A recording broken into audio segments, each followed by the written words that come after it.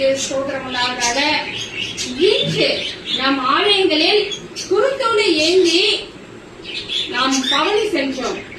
ஆண்டவராக இயேசு கிறிஸ்துவும் 2000 வருடங்களுக்கு முன்பாக பவனியாக அவர் சென்றார். கழுதையின் மேல் ஏறி அமர்ந்து பவனியாக சென்றார். எருசலேமை நோக்கி சென்றார். தன்னை ஜீவ பலியாக ஆண்டவராய் இயேசு கிறிஸ்து ஒப்புக் கொடுத்தார். ஆண்டவராய் இயேசு கிறிஸ்து பவனி சென்றதை கௌசி குட்டி பையன் அழகாக உங்களுக்கு சொல்லுவான். இந்த கதையை கேட்டு தேவ ஆசீர்வாதத்தை நீங்கள் அனைவரும் பெற்றுக் கொள்ளுங்கள். கர்த்தர் உங்களை அனைவரும் ஆசீர்வதிப்பார். 12 நண்பர்களும் ஒரு ஊருக்கு நடந்து போனாங்களாம்.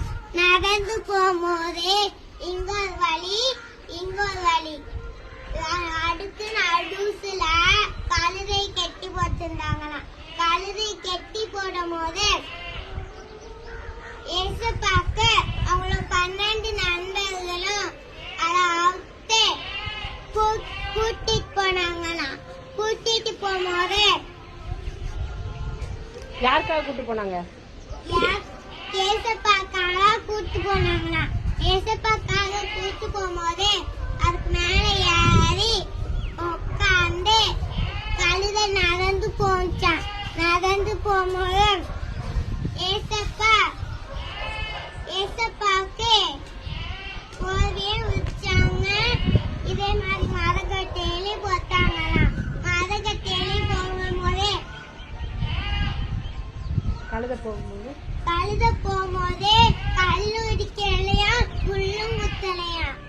முள்ளும் குத்தாலப்போ ஏசப்பா எல்லா இடத்தையும் சுத்தி பார்த்துட்டே போனாங்களாம். சுத்தி பார்க்கும் போது ஏசப்பா கண்ணீர் விட்டாங்களாம்.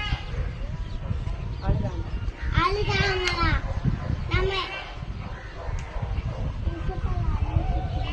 நம்ம ஏசப்பாவை அழ வைக்க கூடாது, பொய் சொல்லக்கூடாது,